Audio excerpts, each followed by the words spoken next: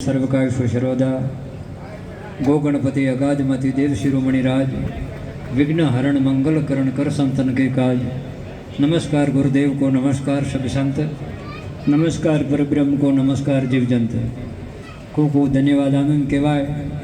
आ तो आगड़ा नगरनी धन्य धराव पर देवड़ा परिवारना पावन आगड़े देवादेव महादेव जगतपतिनो नाथ एवं स्वामी भोमेश्वर महादेवનું અહીં સ્વયંભૂ પ્રાગટ્ય અને અહીં પ્રાગટ્યના નિમિત્તે આ પરિવારને કોઈ સદભાગ્ય ભવ્યથી ભવ્ય મંદિરનું નિર્માણ થયું અને એ નિર્માણ મંદિરની પૂરો પરિવાર શિવ પરિવારની પધરામણી પ્રથમ તો પર આપણા યજ્ઞના આચાર્ય પૂજ્ય પંડિતજીના ચરણોમાં મારી વંદના। મંચસ્થ નિષ્ઠ બ્રહ્મશ્રોત્રિય પરમ પૂજ્ય ધર્મ ધુરંધર 1008 આહોદર બાપજીના ચરણોમાં વંદન। દરેક મહાપુરુષોના ચરણોમાં વંદન।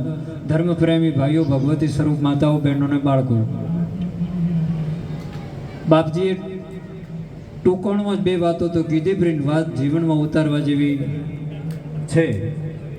આયો પણ જાણ્યો નહીં મનુષ્ય કેરો મરમ, કોળિયા અનને કારણે કોટિક બાંધ્યા કર્મ। એટલે આપણો સનાતન ધર્મ, આપણા 4 વેદ હોય, 6 શાસ્ત્રો, 18 પુરાણ હોય, છોટા મોટા ધર્મ ગ્રંથો, વિધિ વિધાન હોય, તીર્થ વ્રત, એનો મૂળ અર્થ રાત્રિ જાગરણ, ભજન સંધ્યા કે કોઈ બી જીવાત્મા આ ઈશ્વરનો જ અંશ છે। જીવ અંશ હતો ઈશ્વર કેરો, જીવ બની ગયો તારે માથે રવિ સુદનો હેરો। રવિનો સુદ કોણ? યમદેવ। એટલે કહેવાનો અર્થ જેમ વાયરામાંથી વંટોળીઓ બંધાય એમાં શિવમાંથી જીવ બન્યો અને પાછો એ જીવ શિવ રૂપને કઈ રીતે પ્રાપ્ત કરવા માટે એટલે આપણા ધર્મની અંદર આપણા ઋષિમુનિઓએ, આપણા સંતોએ, આપણા ગુરુજનોએ આ શુભાશુભ કર્મ બતાવ્યા। આ મંદિરમાં મૂર્તિ પધરાઈ પણ જ્યારે પ્રાણ પ્રતિષ્ઠા થશે ને ત્યારે મૂર્તિની પૂજા। પણ સજનો, મૂર્તિ માર્કેટમાં મળે, મૂર્તિનું મૂલ્યાંકન થાય, બાકી ભગવાનનું મૂલ્યાંકન થતું। ભગવાન બજારમાં મળતા, ભગવાન ભાવથી મળે। આ તમારો દેહ જે છે, આ દેહ પણ એક સંતો બાપુ રેવાપુરી બાપુ જેવા તો એ શું સંતો દેહને પણ મંદિર માને। મન મંદિર દિલ દ્વારિકા કાયા કાશી જાન 10 તત્વ કા દેહરા જન્મે જ્યોતિ પીછા। અને ખરેખર સંતો સાચી વાત કે જે પિંડાય શું બ્રહ્માંડે, જે આપણા ઘટમાં શિવ છે એ બ્રહ્માંડમાં ઓતપ્રોત છે। એટલે આપણા આખા બ્રહ્માંડમાંથી ગોતી લેવું મુશ્કેલ, અને એના માટે આપણા વૈદિક ધર્મ, સનાતન ધર્મ, આપણા યજ્ઞ યાગ, શુભાશુભ જે કર્મ બતાવ્યું એ જે આપણે બધા રૂપમાં રાજા, પણ સંતો રેવાપુરી બાપુ કે રૂપને નહીં પણ સ્વરૂપને ઓળખો, રૂપને સ્વરૂપ। આ શરીરની કોઈ કિંમત નથી કે કિંમત છે, માય બેઠો એની કિંમત છે। જબલ કંસા હે કાયા મેં કૂંચી મંગલ કી, અને જબલ કંસા છોડ ચલે તો માટી। ગમે એવો દેહ હોય, રાજા મહારાજા હોય, મોટા યોગેશ્વરોનો હોય, મહાપુરુષોનો હોય, પણ સજનો માય બેઠો એની કિંમત છે। જ્યારે એ રામ રમી જાય ત્યારે આ શરીર કોઈ કામ આવતું નથી, અને પંચભૂતનો દેહ પંચભૂતમાં ભળી જાય, ઘટાકાશ મહાકાશમાં ભળી જાય, એમ જીવ એ શિવ બની જાય। એટલે કહેવાનો અર્થ આ મનુષ્ય જીવન કોઈ વાર મળશે? બધું મળશે। અત્યારે તો આ વૈજ્ઞાનિક યુગ છે, માણસો ક્યાં વિદેશમાં પહોંચ્યા, ગજબનું કમાણીઓ કરે, જે અશક્યને શક્ય કરે છે। વિજ્ઞાન ટેકનોલોજી ખૂબ આગળ વધી, પણ આ મનુષ્ય જીવન પાછું આપણને આ મળવો એ હજી કોઈ એની શોધખોળ થઈ નથી, થવાની પણ। તો આ મોખો આપણને મળ્યો, આ મોખો જેમ અત્યારે હમણાં શંભુકર બાપાની જે બોલાવી, હરદેવપુરી બાપાના જે બોલાવી, દરેક સંતો મહંતોની આપણે જે બોલાવીએ, કારણ બાપુ એમણે એક દોહો કીધો તો યાદ છે? કો ભૂલી ગયા? કબીરા દર્શન સંત કે બાપુએ બોલ્યા હતા, કબીરા દર્શન સંત કે સાયા આવે યાદ જેના વેદ ગુણ ગાય, શાસ્ત્ર ગાય, ગુણગાન ગાય, જેનો તીર્થ વર્તો ગુણગાન કરે, યજ્ઞ યાગ કરે, એનું મૂળ રૂપ હોય તો સંત. સંત સમાગમ હરિકથા. સંત સમાગમ છે ને એ દુર્લભ છે. સંત દર્શન હરિદર્શન. ભગવાન રામચંદ્ર તો એક ઈશ્વરનો અવતાર હતા, આપ જાણો છો ને. ઈશ્વર અવતાર હતો મર્યાદા પુરુષોત્તમ ભગવાન શ્રી રામ.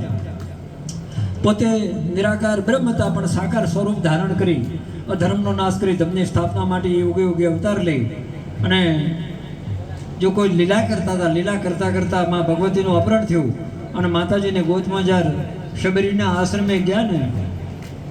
શબરી કોણ હતી? આપ હો જ્ઞાની છો, જાણો છો. એ બિલકન્યા હતી. એને એક પૂર્વજન્મને કોઈ યોગ છે અને આવા બાપુ જેવો કોઈ ગુરુ મળી ગયો, માતંગ ઋષિ. અને બાપુએ પણ કે આ કોઈ યોગ ભ્રષ્ટ આત્મા છે, જિજ્ઞાસુ આત્મા છે. બાપુ કોઈ જાત નાત ભેદભાવ તો થોડી દીકરી સેવા કર, તારો બેડો પાર થઈ જશે. તો સાકારને માનતી હોય તો પણ ભાવ તારો, અને નિરાકારને માને તો પણ ભાવ તારો. પણ મારું વચન છે કે આ આશ્રમની સેવા કરજે, આવા સંતોની સેવા કરજે. એક દી તારે આગળ ભગવાન રામ પધારશે. અને એ બચપણથી વયો વૃદ્ધ, પણ કોઈ એમને દિવસ ન દેખાય, રાત ન દેખાય, ઘડ ન દેખાય, પળ ન દેખાય. એક જ એ સબરીને ગુરુનું વચન દેખાય કે આ સૂર્ય આમ ઉગે છે, બાકી આમ ઉગશે, પણ મારા ગુરુનું કોઈ દી વચન તો 100% ફળવાનું. આવા ગુરુના વચન પર અટલ એમને શ્રદ્ધા હતી. ગુરુએ કોઈ તિથિવાર આલ્યો નતો, સમજતા સાલ આલી નથી, પણ એમ વચન રાખી દીકરી તારે આશ્રમે એક દિવસ ભગવાન આવશે. અને ભગવાન ત્યાં પધાર્યા, ગુરુનું વચન પૂરું થયું. પછી સબરીએ માગણી કરી કે પ્રભુ આપને જે પ્રિય હોય, જો ગુપ્ત રહસ્ય હોય, એક બે શબ્દ મને કહો, બાકી હું તો કલ્યાણ પામી ગઈ. કારણ કે આજ મારા ગુરુનું વચન ફળ્યું અને સાક્ષાત બ્રહ્મનારાયણ મારે આ ઝૂંપડીએ પધાર્યા. હવે કંઈ વિશિષ્ટ બાકી નથી. પણ છતાં આપને પ્રિય હોય અને આપને પ્રિયોને આવનાર પેઢી, આવનાર યુગને પણ એ પ્રિય બને એવા કોઈ હિતકારી વચનો હોય તો મને બે સાંભળાવો. તાર ભગવાન નારાયણ રામચંદ્રજી સબરીને મુખે નવધા ભક્તિ બતાવી. કઈ ભક્તિ? 9 પ્રકારની ભક્તિ. ભક્તિ તો એક ભક્તિ બેડો પાર કરી નાખે, પણ હે સબરી, કદાચ 9માંથી જે એક અનુકૂળ આવી જાય તો બેડો પાર થઈ જાય. પણ 1 નંબર, પહેલો નંબર કેનો બતાવ્યો? પ્રથમ ભક્તિ સંતન કર સંગા. હે સબરી, આ જગતમાં મારા પ્રિય ભક્તિ હોય, બ્રહ્મ ભક્તિ હોય તો આવા બ્રહ્મનિષ્ઠ સંતોનું સંગ કરવો. સંતોના સંગ કરવાથી આપણા અવગુણ મટે, આપણા જે કુલક્ષણ મટે, આપણે સદભાવના પ્રાપ્ત થાય, આપણી ભૂલો પણ દેખાય. સંતના દર્શનથી, સંતની અમી દ્રષ્ટિથી આપણું જેવા આગળના તો હજારો દાખલા છે. વાલીઓ ભીલ આખો ઋષિ બની ગયા, જેસલ આવા સંતનો ચરણ પડ્યું, સંતની દ્રષ્ટિ પડી તો જેસલ પીર થઈ ગયા.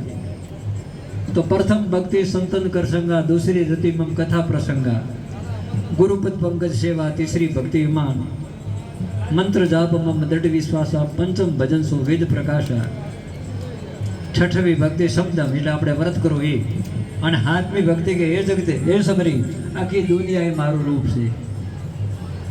આ મનાય કે ન મનાય? રામચંદ્ર ભગવાન કે આખી દુનિયા મારું રૂપ છે. અને એના માટે કબીર સાહેબે સાક્ષી ભરી, કબીરા કુआ એક હૈ, પડિયારી અનેક, બર્તન સબ ન્યારે સબ મેં પાણી. અત્યારે આ ધર્મસભાની અંદર 200-500 આપણે માણસો ભાઈ છે બેઠા, બહેનો માતાઓ, બધાનો શરીર અલગ છે, પણ બધાનો મોયલો આધાર એ પ્રાણ એક છે. બીજો બધાનો આધાર કોણ? પ્રાણ. એ પ્રાણ છે. એ રામ કહે છે મારું રૂપ. एक राम दशरथ कर डोले, दूसरा राम घटघट में बोले, तीसरा राम का शकल पसारा, 100 राम शमशे न्यारा. એટલે આવા સંતોએ હા નજીકો પણ વાત બતાવી. પણ આપણે ચાહે ગંગાજીના ઘાટોમાં પવિત્ર